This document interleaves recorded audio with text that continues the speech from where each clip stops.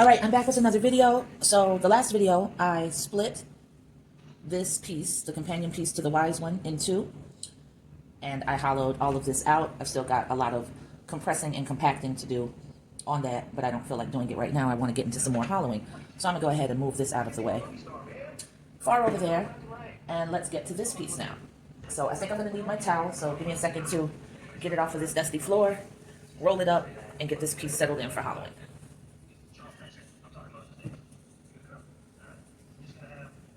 Alright, so I just take the towel and I fold it, and then I pick the piece up that I need to hollow so that I have a good perspective on it. And as you know, I'll need to move the camera a little bit more towards me and towards you. So there.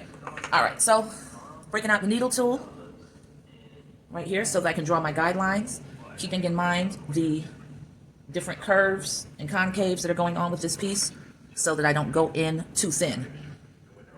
So I'm just going to draw it right about here.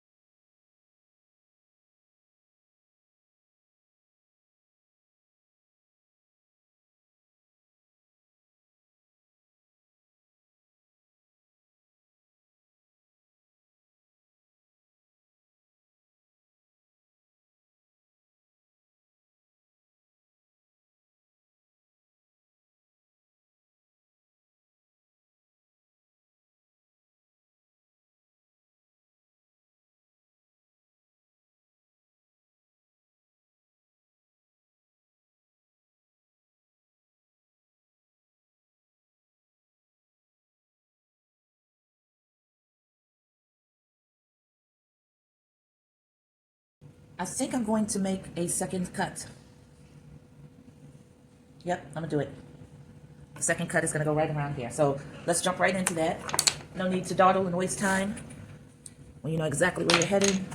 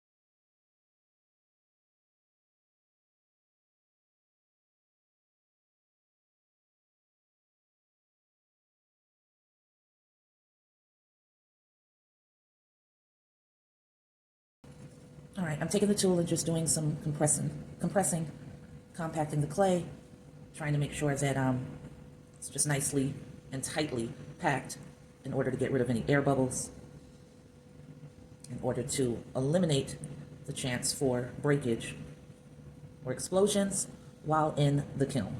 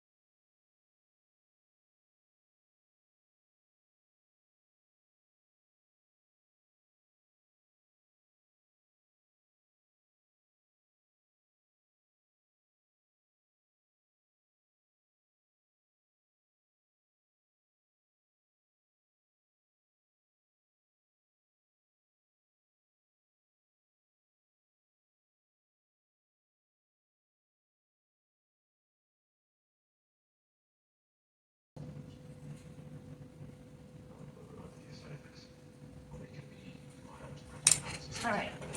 So now for this part that, is a deep hollow and bowl-like, concave, I'm just taking the ball tool and swirling that around, circular motions, to compact the clay right in that area. And you don't have to use the ball tool just for curved areas. You can use it along these areas, and that compacts and compresses the clay even more. And it's a very smooth rolling motion. So switch between tools as you see fit, whatever's going to serve your purpose and whatever is going to give your clay structure the most stable integrity imaginable. Compacted well, air pockets moved out by any means necessary. I just switched to the smaller end of this. I'm going to get in here, compact, compact. All of this is where the block wick locks were joined, so I want that very well compacted. So that's looking real good. So I'm moving the towel out of the way. And now I'm going to get in here on these block wick locks and do a little bit of hollowing on that. Nothing major. Still going to go ahead and use this tool.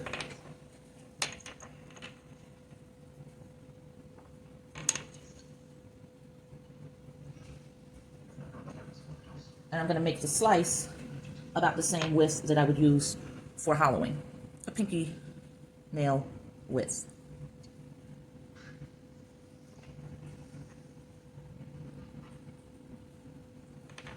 So now, I've just sliced through there. Of course, you can see by the width, that's nothing that I have to hollow. So I'm just going to get in here and create those guidelines to not go past there. And because this is such a small area, I think it will benefit me to use smaller tools. So I'm going to use this loop to get in. And I'm going to punch straight down and pull up. Punch straight down and pull up. So different techniques for different areas. This is pretty straight, so that's why I'm comfortable with punching down and pulling up.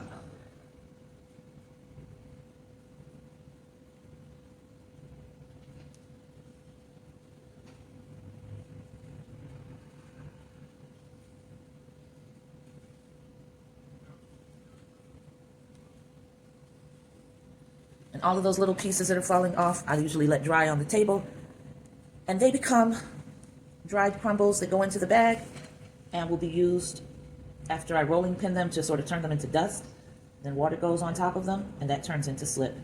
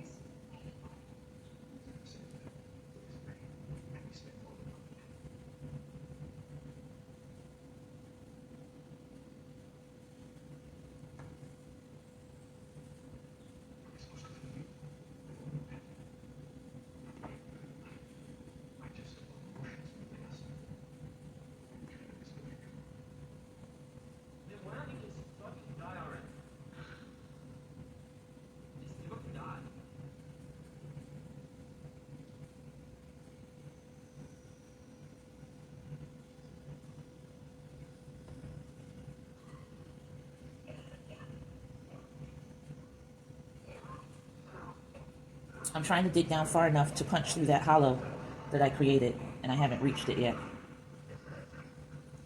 But I will. I'll probably have to go back in from the inside, just because of the height of this piece. I was calling them box wick locks for this, but I think I'm going to call them chimney locks, because that's what it's reminding me of now. I feel like I'm cleaning out a chimney.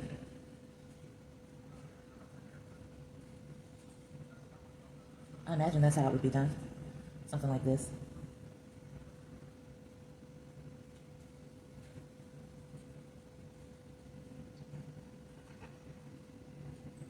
I'm just punching. I had to peek and see because I was curious. I have only just now punched through a little tiny hole into the base.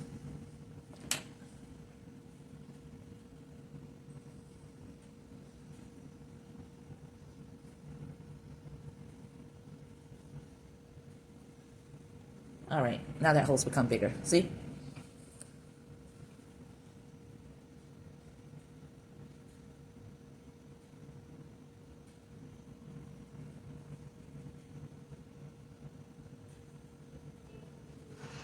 And that's all I wanted, some areas for the air to circulate through. So I'm done hollowing that out. I'm just going to take this tool and sort of smooth out.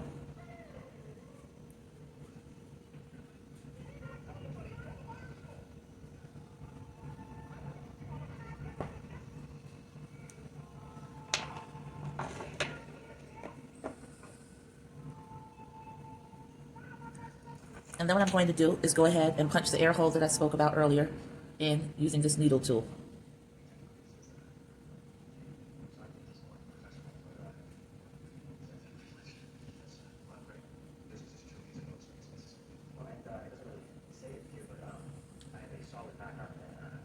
There.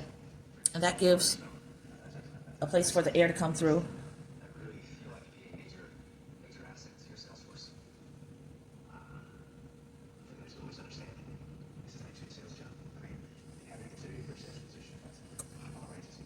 I'm just putting that piece right back there so I do not forget what goes where, because I have that happen a lot. I'll start hollowing and get real ambitious with the hollowing, and I make little random cuts, and then don't remember how to piece it back together sometimes. So it'll help to just put that right where it's supposed to be, and when I get ready to apply slip, I don't even have to worry about it.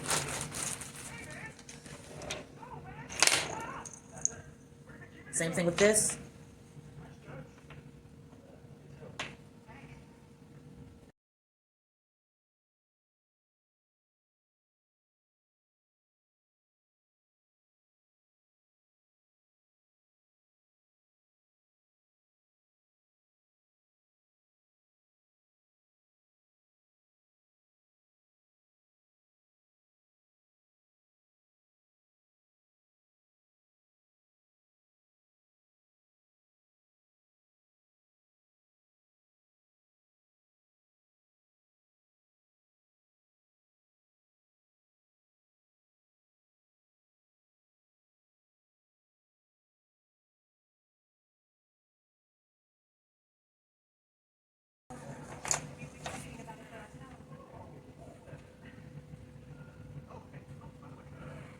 All right, that is now hollowed out. We're making great progress. So I'm going to put this right back on top so that I know where it goes. That is wrong. That is wrong. Told you.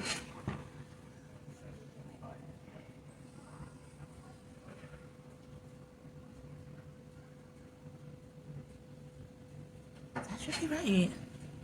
And that's not right.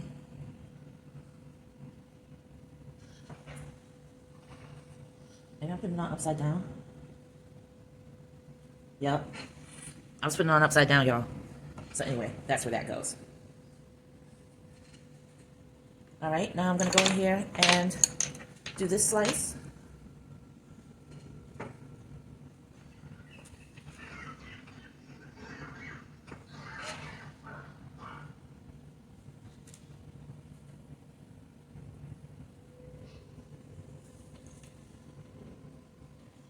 Wow, I made that really thin.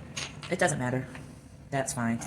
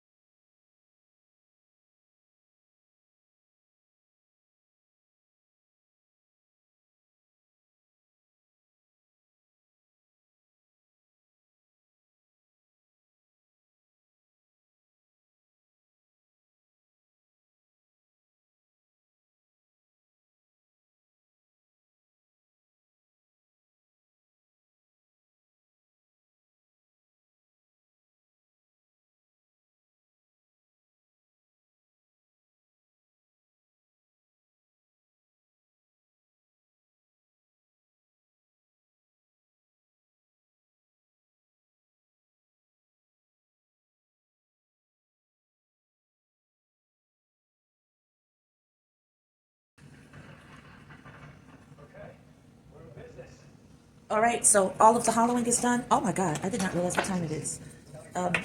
We are clocking out at 1 hour and 3 minutes. I'm going to let the phone charge. I will most likely catch a nap while the phone is charging.